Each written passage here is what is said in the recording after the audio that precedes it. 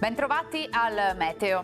Ultimo giorno del mese con un tempo localmente variabile a causa di una vasta area di bassa pressione posizionata sull'Europa centrale che influenzerà le condizioni meteo in parte anche sul nostro territorio.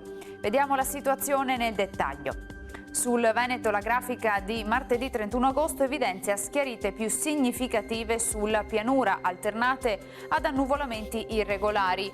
Dal pomeriggio sarà possibile qualche temporale in montagna, fenomeni che potrebbero raggiungere anche le pianure limitrofe, ma con una probabilità complessivamente medio-bassa. Temperature stazionarie o in lieve calo, minime tra 12 e 16 gradi, valori massimi compresi invece tra i 23 e i 27 gradi.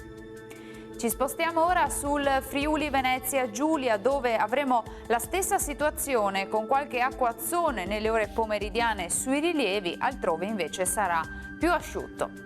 Temperature minime tra 12 e 17 gradi, massime sui 24-26 gradi. Infine diamo uno sguardo alla situazione del Trentino Alto Adige. Sarà buono al mattino, a seguire anche in questo caso non si escludono dei rovesci a carattere sparso. Temperature minime intorno ai 13-15 gradi, massime sui 26 all'incirca.